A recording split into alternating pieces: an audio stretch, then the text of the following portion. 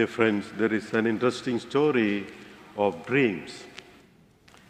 A few days before Christmas, a woman woke up one morning and told her husband, "I just dreamed that you gave me a pearl necklace for Christmas. What do you think this dream means?" Her husband said, "I don't know, but you will know it by Christmas." The next day, same thing happened.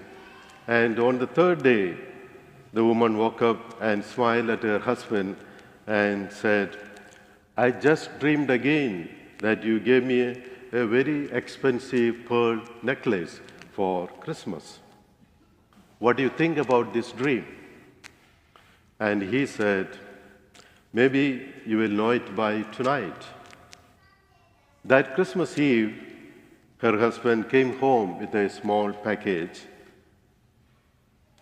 wrapped with the gift papers and presented to his wife.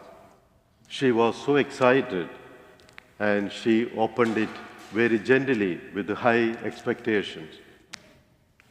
But to her surprise, she found a book. And the title of the book was "The Meaning of Dreams."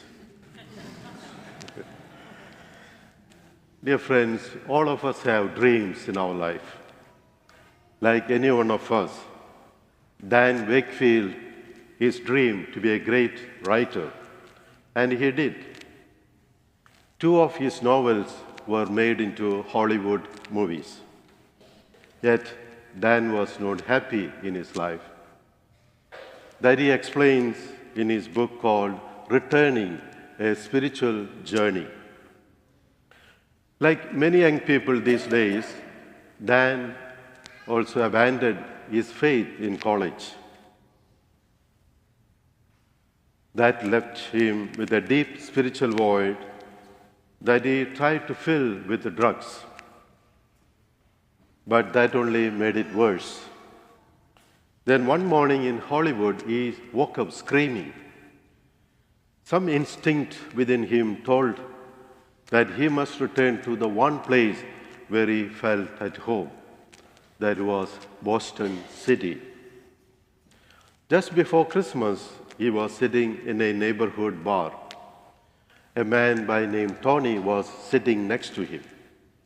And out of the blue, Tony told he was planning to go for the midnight mass on Christmas. Dan didn't say a single word. But for the first time in his life and in years, he felt this desire to reconnect with his faith. And so on Christmas Eve, Dan found himself in his parish community listening to the story of Jesus' birth. He knew then what he must do in his life. Dan didn't have the courage to go back to the church until Easter. But the Christmas experience led him to do a lot of reading, especially spiritual books. Yet he had a very long way to go. Twice he slipped back into his old habits, drug habits. Then one day the storm within him broke like a fever, and he writes in his book, "I felt in touch again and in the light of Jesus Christ." In fact, 3 things helped Dan to get back in touch with his faith and with the Lord. The first was his firm decision to put back his prayer into his daily life. This gave him interior peace and calm. More importantly, it gradually strengthened his faith, just as any physical exercise would do. As we all know very well, and as we are approaching the new year, we all make new resolutions. And people who start such exercise regime have the days when the last thing they want to do is to get out of their warm bed and start jogging or running. Dan found the same temptation with his spiritual exercise. There were days when he wanted to do the last thing was to keep the appointment with God in prayer. The second thing that helped Dan was his intense desire to reconnect with his parish community and the local church on weekly basis. And so he returned to his childhood practice of attending Mass every Sunday. Again, it was not so easy because he has not been to church for a very long time. But he stayed with it. Finally, the third thing that helped Dan was his conscious effort to help other people who, like him, were struggling with various addictions in their life.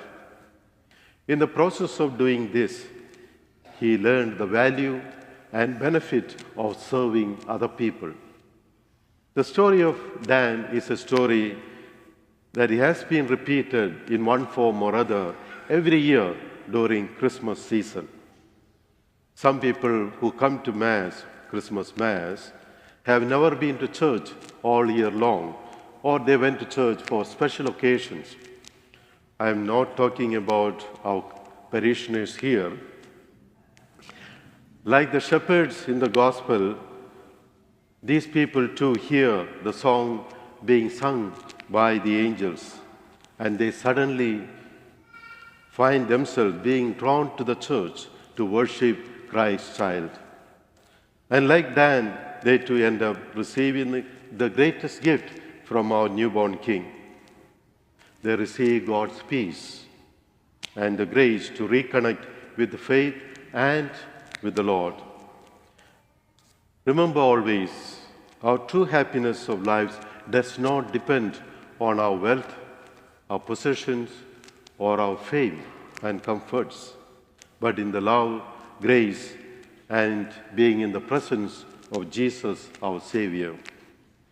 Dear friends, Christmas is a story of God becoming man so that we humans can be more like the divine.